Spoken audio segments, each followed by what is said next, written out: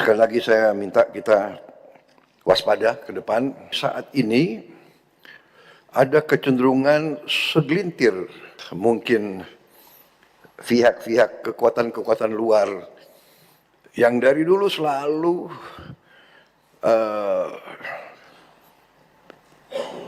saya tidak mengerti, tidak suka sama Indonesia. Mereka yang ditonjolkan adalah kebohongan. Dikatakan pemerintah tidak hadir. Bismillahirrahmanirrahim. Assalamualaikum warahmatullahi wabarakatuh. Selamat sore, salam sejahtera bagi kita sekalian. Salve Om Swastiastu. Namo Buddhaya, salam hormati dan yang saya banggakan Wakil Presiden Saudara Gibran Rakabuming Raka, para menteri, para kepala badan, Ketua Dewan Ekonomi Nasional, para penasihat khusus Presiden, Jaksa Agung, Kepala BIN, Kapolri, Panglima TNI, dan semua kepala staf yang saya hormati, kepala staf Angkatan, para wakil menteri yang hadir, wakil kepala badan, dan seluruh anggota Kabinet Merah Putih yang saya hormati. Tentunya sebagai insan yang bertakwa, marilah kita tidak henti-hentinya memanjatkan puji syukur kehadirat Tuhan Maha Besar bagi umat Islam, Allah SWT, yang memiliki sekalian alam atas segala karunia, atas segala kesehatan, kedamaian yang masih diberikan kepada kita, sehingga kita dapat berkumpul pada sore hari ini melaksanakan sidang kabinet paripurna menghadapi penghujung tahun 2025 ini.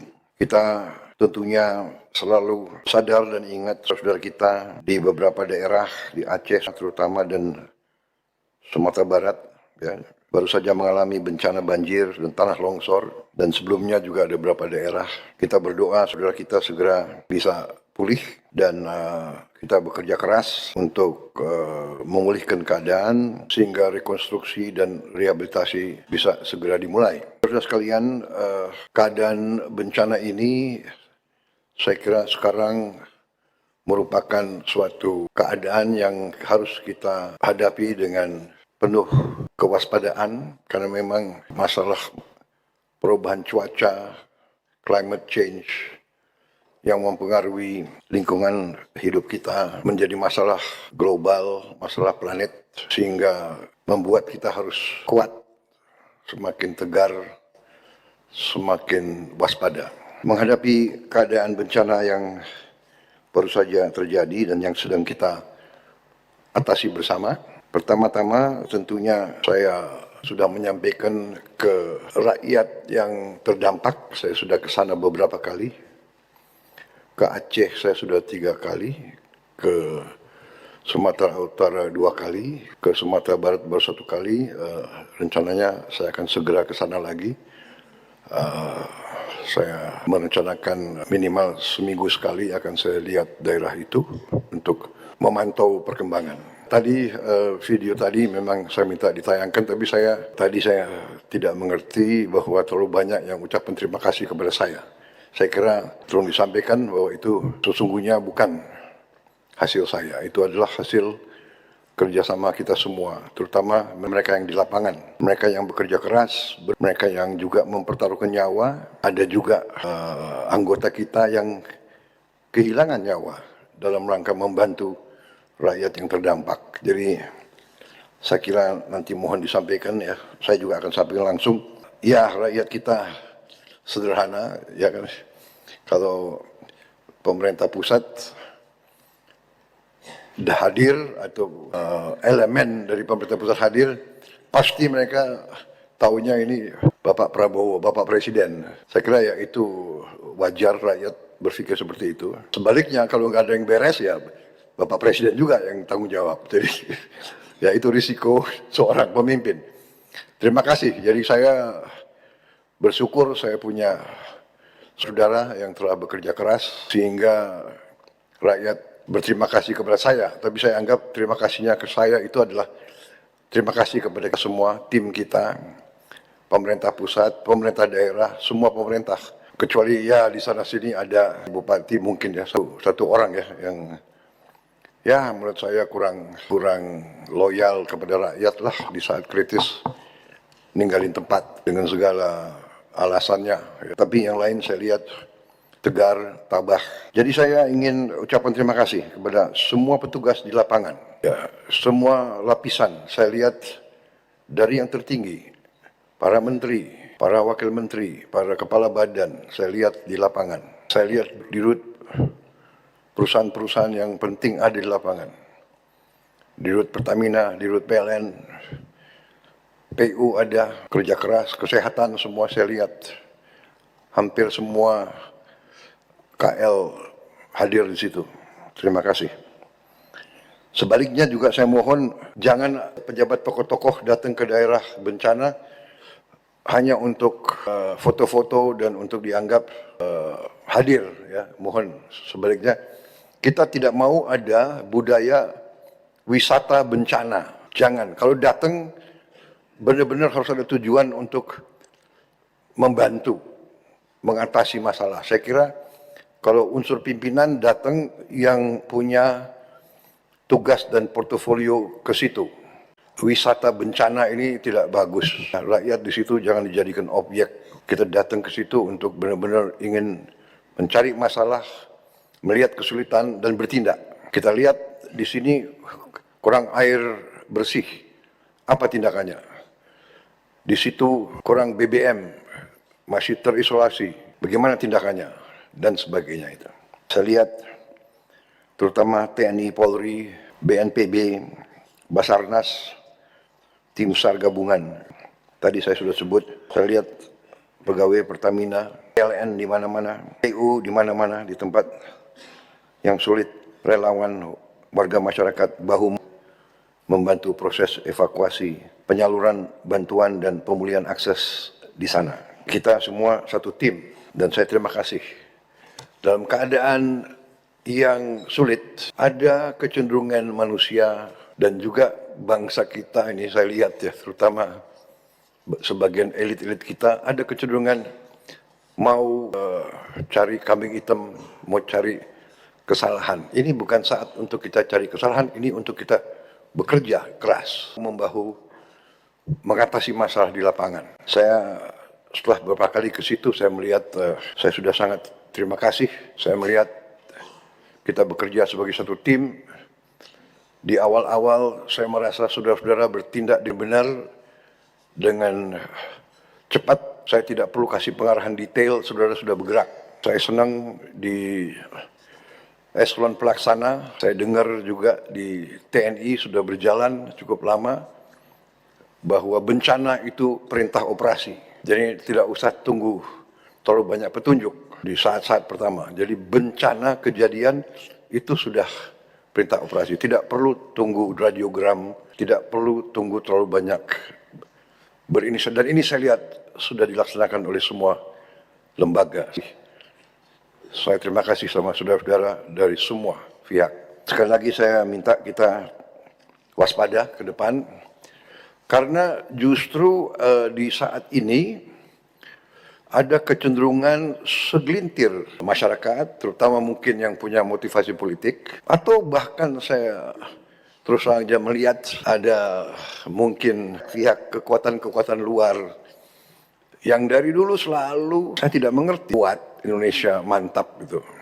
Dalam rangka ini di tengah bencana, di tengah musibah, mereka yang ditonjolkan adalah kebohongan, ketidakbenaran. Dikatakan pemerintah tidak hadir. Puluhan ribu dalam saat-saat yang pertama sudah dikerahkan ke situ. Kita lihat buktinya. Saya lihat sekarang ini mungkin ada pihak yang khawatir karena rakyat baru sekarang lihat pemerintah Indonesia ini ternyata kuat, TNI kuat, Polri kuat, BNPB kuat, Basarnas kuat. Mampu kita kerahkan puluhan helikopter dalam waktu singkat, belasan pesawat terbang. Ada tempat-tempat yang tiap hari BBM diantar dengan pesawat terbang, dengan Hercules. Ini hanya bisa oleh negara yang kuat. Ada desa yang tiap hari yang sekarang masih belum tembus, saya kira nanti mungkin ada laporan dari BNPB. Tiap hari didatangi oleh helikopter. Di tengah cuaca yang di gunung itu ya masih penuh kabut, hujan juga masih sering turun cepat. Saya baru dari situ, saya dari Takengon, saya dari Bener Meriah, saya lihat kondisinya tidak gampang. Ya. Ketinggian 1.800, ketinggian 2.000, gitu. Kabut itu. Jadi penerbang-penerbang kita terbang tiap hari. Ini adalah suatu hal yang perlu kita banggakan. Saya terus terang aja, saya sebagai Presiden Republik Indonesia, saya bangga lihat aparat kita di setiap tingkatan berada di tengah rakyat. Jadi semua mengerahkan tanpa terlalu banyak minta perintah dari saya, berinisiatif. Saya terima kasih para pimpinan Panglima TNI, Kapolri, para kepala staf, semua yang hadir dan mengambil tindakan atas inisiatif sendiri. Sehingga saya ditelepon banyak pimpinan kepala negara yang ingin kirim bantuan, saya bilang terima kasih. Concern Anda, kami mampu. Indonesia mampu mengatasi ini. Ada yang teriak ingin ini dinyatakan bencana nasional. Kita sudah kerahkan, ini 3 provinsi dari 38 provinsi. Jadi situasi terkendali, saya monitor terus, dan kita sudah merencanakan segera akan kita bentuk, apakah kita namakan badan atau satgas rehabilitasi dan rekonstruksi. Segera kita akan bangun hunian-hunian sementara dan hunian-hunian tetap. Bahkan mungkin saya dapat laporan di Menteri Perumahan ya, mungkin mulai hari Minggu ini kita sudah mulai membangun 2.000 rumah. Kemungkinan rumah ini bisa langsung aja jadi rumah tetap ya. Jadi semua unsur juga nanti bekerja sama ya. Jangan ada alasan cari lahan dan sebagainya, pakai lahan milik negara yang ada. Kalau perlu di konsesi hutan itu kita pakai semua. Jadi sekarang ini saatnya terus kita bekerja sangat keras. Anggaran APBN sudah kita siapkan. Saya katakan bahwa anggaran ini kita siapkan karena memang uangnya ada. Dan uangnya ada karena justru pemerintah kita yang saya pimpin, di awal pemerintah kita menghemat ratusan triliun. Yang saya diserang, saya dimaki bahwa efisiensi ini salah. Baru ada di dunia ini ada demonstrasi menentang efisiensi. Padahal efisiensi itu ada di pasal 33 Undang-Undang Dasar 45, Saudara, ayat 4. Justru karena kita laksanakan efisiensi, kita kurangi semua kemungkinan korupsi, kebocoran, kita punya uang sekarang. Di akhir minggu-minggu terakhir bulan tahun ini, kita punya uang. Itu coba. Perekonomian nasional diselenggarakan berdasar atas azas demokrasi ekonomi dengan prinsip kebersamaan, efisiensi, berkeadilan. Tapi ada yang menggerakkan, menentang efisiensi. Dengan efisiensi, kita punya kemampuan, kita punya kekuatan sekarang. Jadi sudah siap, terima kasih. Kita sudah siapkan, kemudian semua gubernur yang berdampak, langsung saya perintahkan mengirim dana operasional taktis 20 miliar. Semua bupati wali kota di 52 kabupaten kota yang terdampak, langsung saya kirim 4 miliar rupiah. Dan ini sudah langsung dan sudah diterima di luar anggaran pemulihan. 3 hari setelah instruksi saya, uang sudah sampai di semua kabupaten. Mendagri, apa benar begitu? Betul? Ya, sudah sampai semua. Ini sangat penting. Karena bupati-bupati bisa mengambil tindakan segera. Kita sudah mengerahkan lebih dari 50.000 TNI dan Polri. 50.000. Itu setingkat 50 batalion sudah dikerahkan di daerah berdampak. Kalau dibilang negara tidak hadir, ya kita waspada saja. Ya, unsur yang memang punya agenda lain. Kita sudah kerahkan sekarang lebih dari 60 helikopter dan belasan pesawat yang terbang tiap hari. Medan ke lokasi, Halim ke provinsi tersebut. Saya sudah perintahkan Menteri Perumahan dan Kawasan Pemukiman bersama Menteri PU, pembangunan hunian segera dilakukan dan 2.000 rumah segera akan mulai dibangun. 1.000 alat berat sudah dikirim, antara lain truk, ekskavator, tangki air bersih dan minum. Kemarin kita juga tambahkan lagi alat berat, truk air minum, persediaan air bersih, serta toilet portable. 50 jembatan beli sedang kita kerjakan. 7 tadi sudah jadi. Akses jalan darat sebagian besar telah pulih. Memang ada wilayah-wilayah tertentu yang masih terisolasi. Ini masalah alam dan fisika. Saya telah minta maaf, saya tidak punya tongkat Nabi Musa. Kita tidak bisa selesaikan dalam 3 hari, 4 hari, 5 hari. Mungkin 2-3 bulan aktivitas akan benar-benar normal. Tapi syukur alhamdulillah sebagian sudah masalah listrik, sebagian besar sudah menyala. Masih ada beberapa yang harus kita percepat. Masih ada beberapa yang berbahaya. Karena kabel-kabel kalau lewat air yang masih banjir itu berbahaya. Ini bisa mengakibatkan korban nyawa kalau tidak hati-hati. Jadi PLN bekerja dengan sangat menghadapi kondisi yang sangat menantang. Dan mereka sudah di situ sudah belasan hari. Tadi Menteri Kesehatan nanti juga bisa laporan tiap menteri. Saudara, sementara itu sekarang saya persilakan para menteri untuk menyampaikan laporan masing-masing. Tentunya nanti Kepala BMKG juga akan menyampaikan bahwa sudah banyak warning juga dari PBB, beberapa daerah di kawasan kita memang menghadapi beberapa kondisi perubahan cuaca yang harus kita waspadai.